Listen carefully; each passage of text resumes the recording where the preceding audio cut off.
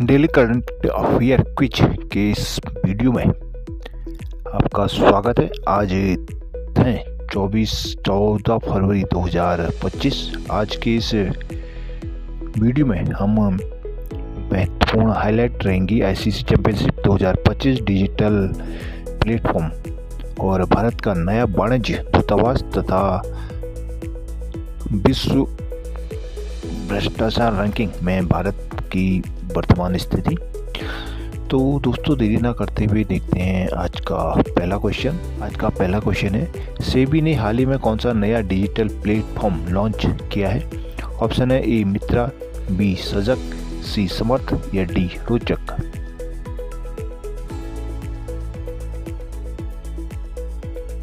Answer है ए मित्रा। भारतीय प्रतिभूति और विनिमय बोर्ड सेबी ने mutual fund investment tracing triple assistant MITRA मित्रा नाम का एक नया डिजिटल प्लेटफॉर्म लॉन्च किया है।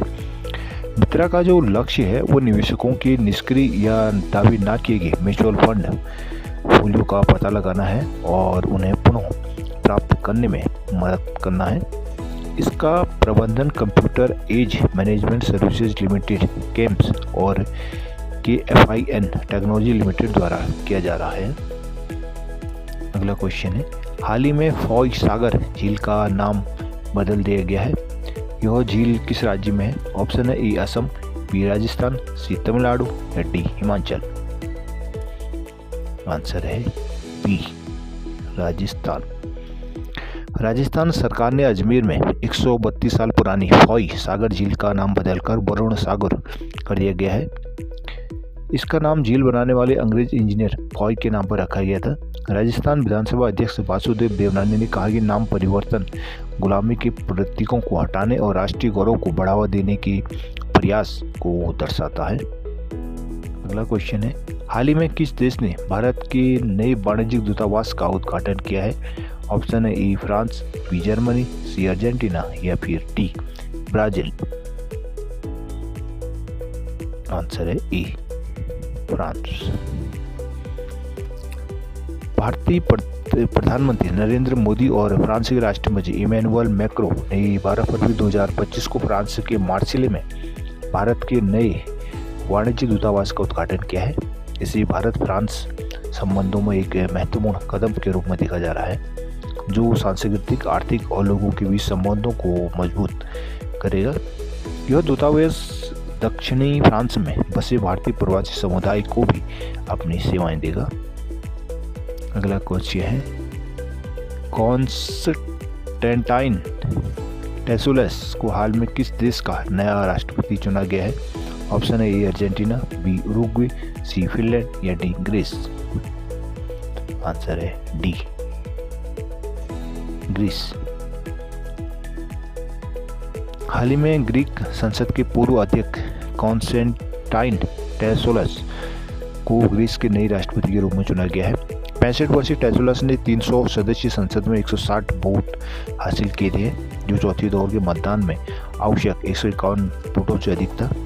वह कैटेरिना सकेलाप्रोपोलो का स्थान लेंगे जिनका कार्यकाल मार्च में समाप्त हो रहा है।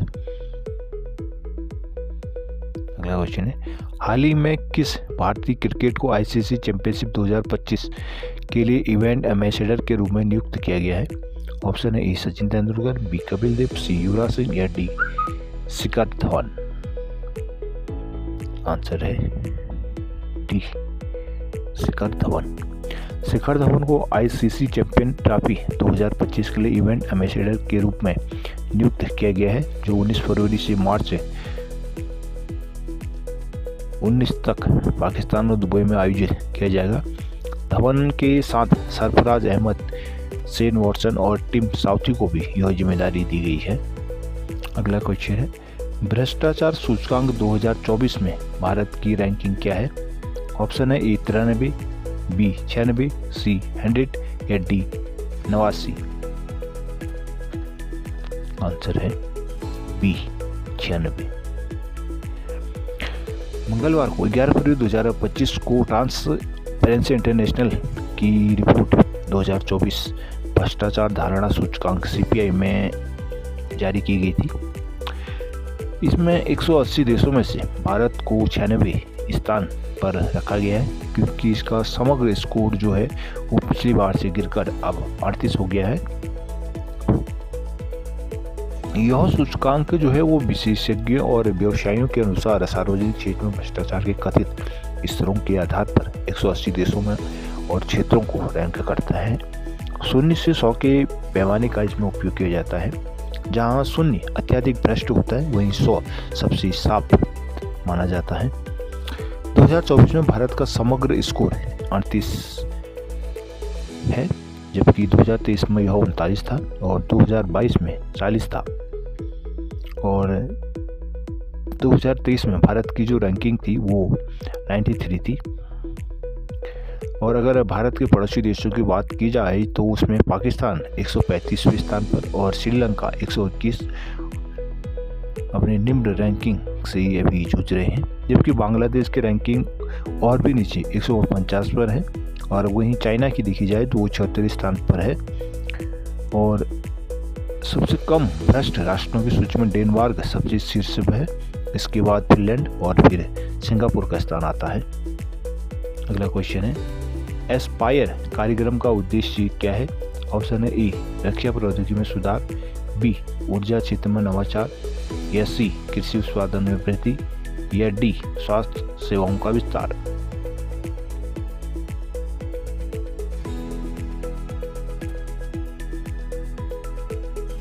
आंसर है इसका सी कृषि उत्पादन में वृद्धि।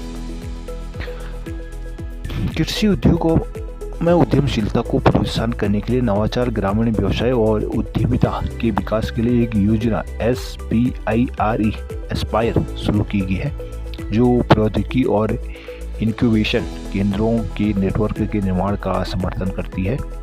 भारत सरकार ने उद्यमों को व्यवसाय शुरू करने और रोजगार सृजन के लिए सशक्त बनाने के लिए 2015 में एस्पायर योजना शुरू की थी।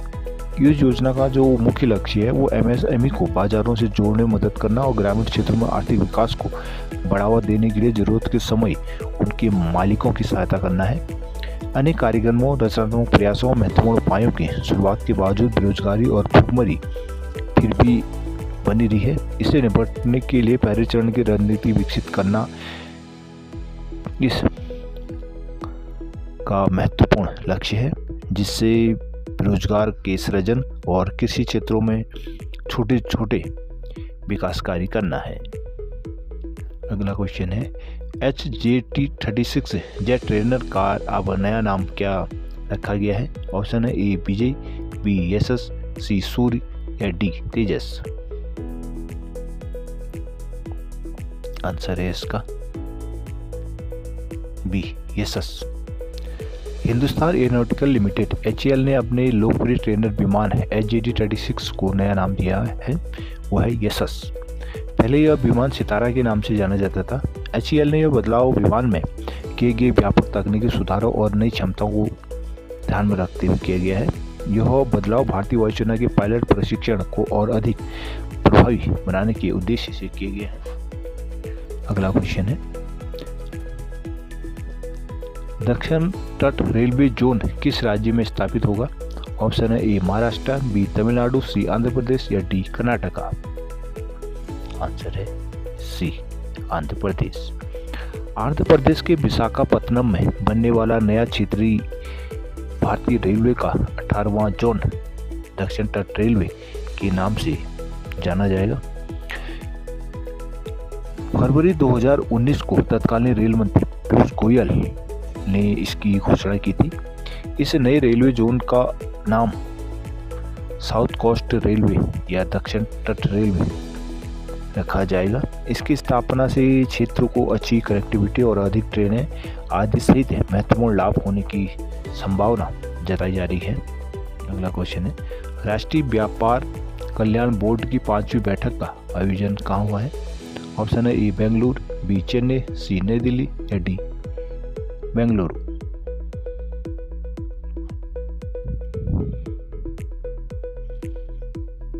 आंसर है नई दिल्ली, सी। राष्ट्रीय व्यापारी कल्याण बोर्ड NTWB की अध्यक्ष श्री सुनील जी सिंघी की अध्यक्षता में नई दिल्ली के वाणिज्य भवन में 11 फरवरी 2025 को बोर्ड की 5वीं बैठक का आयोजन किया गया है। बैठक के दौरान NTWB के अध्यक्ष श्री सुनील जी सिंघी ने बोर्ड के उद्देश्यों को पूर्ण करने और छोटे व्यापारियों MSME के कल्याण के लिए केंद्रीय बजट 2025-26 में केंद्र सरकार द्वारा की गई प्रमुख पहलों के बारे में उन्होंने जानकारी दी। उन्होंने कहा कि सदस्यों और व्यापार संघों से प्राप्त अभ्यावेदनों को आवश्यक कार्रवाई के लिए संबंधित मंत्रालय विभागों को ध्यान में लाया गया है। खुदरा व्यापार से संबंधित कल्याणकारी योजनाओं की जागरूकता और पहुंच में सुधार के लिए सदस्यों की सुझाव और जानकारी भी मांगी गई है। अगला क्वेश्चन है, विश्व सरकार शिखर सम्मेलन 2025 का मेजबान कौन सा शहर कर रहा है? ऑप्शन है A Paris France, B Dubai UAE, C New Delhi Bharat या D Beijing China.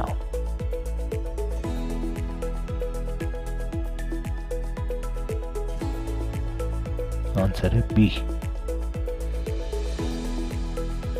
Dubai UAE।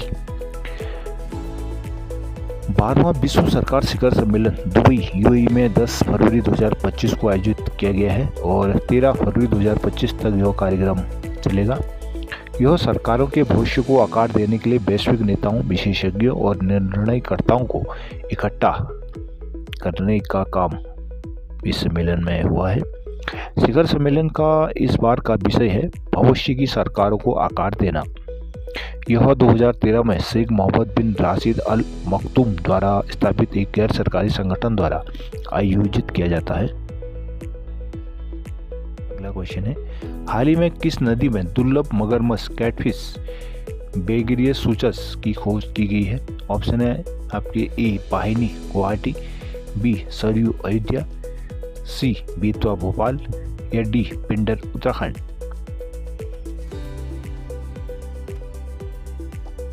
Answer है ए वाहिनी गुवाहाटी।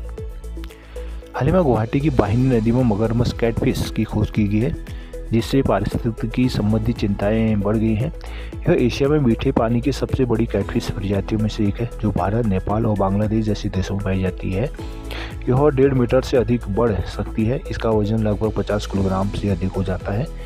इसका जो शरीर होता है वो काला और सिर काफ़ी चौड़ा होता है। IUCN द्वारा इसका संरक्षण स्थिति को निकट संकटग्रस्त के रूप में सूचीबद्ध किया गया है। अगला क्वेश्चन है, पंचायत हस्तांतरण सूचकांक रिपोर्ट किस मंत्रालय द्वारा जारी की जाती है? ऑप्शन है ए कृषि मंत्रालय, बी पंचायती राज मंत्रालय या सी वित्त मंत्रालय या डी ग्रामीण विकास मंत्रालय। आंसर है बी पंचायती राज मंत्रालय। पंचायती राज मंत्रालय ने 13 फरवरी 2025 को भारतीय लोक प्रशासन संस्थान IIPA नई दिल्ली में विकेंद्रीकरण सूचकांक रिपोर्ट जारी की है। सूचकांक राज्यों और केंद्र शासित प्रदेशों में विकेंद्रीकरण की प्रगति का आकलन किया गया है। 6 प्रमुख आयामों का मूल्यांकन इस रिपोर्ट में किया गया है, जिसमें रूपरेखा, कार्य, वित्त, कार्यकर्ता, क्षमता निर्माण और जवाबदेही शामिल है। यह संविधान के अनुच्छेद 243G के तहत निर्णय लेने में पंचायतों की स्वायत्तता की जांच करता है। सूचकांक सहकारी संघवाद और स्थानीय शासन को भी मजबूत करता है। यह नागरिकों, प्रतिनिधियों और अधिकारियों को पंचायत के प्रदर्शन पर नजर रखने में सहायता की जाती है। यह ग्रामीण परिवर्तन और सतत विकास को बढ़ावा देने वाले विकसित भारत के साथ संरेखित होता है। अगला क्वेश्चन है, हाल ही में खबरों में रहा वैनकोमाइसिन एंटीबायोटिक किस प्रकार के संक्रमण के इलाज के लिए प्रयोग किया जाता है? ऑप्शन है A bacterial, B fungal, C viral या डी प्रोटोजोआ। आंसर है इसका ए बैक्टीरियल, जीवाणु। बर्मिंघम विश्वविद्यालय के एक अध्ययन में पाया गया कि दस्त के लिए एक एंटीबायोटिक वैनकोमाइसिन ऑटोइम्यून यकृत रोग से जुड़े एक प्रकार के सूजन आंत्र रोग IBT का इलाज कर सकता है। वैनकोमाइसिन एक ग्लाइकोपेप्टाइड एंटीबायोटिक है, जिसका उपयोग MRSA मेथिसिलिन प्रतिरोधी स्टेफिलोकोकस ऑरियस और सी डिफिसाइल संबंधित दस्त जैसे गंभीर जीवाणु संक्रमण के लिए किया जाता है। तो रक्त प्रवाह, त्वचा, हृदय, वाल्व, हड्डियों और जोड़ों में संक्रमण का भी इलाज करता है। जो सर्दी जैसे फ्लू जैसे वायरल संक्रमण को खिलाफ काम नहीं करता। वैनकोमाइसिन उचित कोशिका भित्ति निर्माण को रोककर बैक्टीरिया को मार देता है, जिससे वो कमज़ोर हो जाते हैं और उनकी मृत्यु हो जाती है। तो ये थी 14 फरवरी 2025 की महत्वपूर्ण करंट अफेयर। आशा करता हूँ आज का ये वीडियो आपके परीक्षा के लिए महत्वपूर्ण साबित होगा, इसलिए इस चैनल को सब्सक्राइब ज़रूर कर लीजिए, जिससे आपको टाइम पे नई वीडियो का जानकारी मिल सके। And thanks for watching.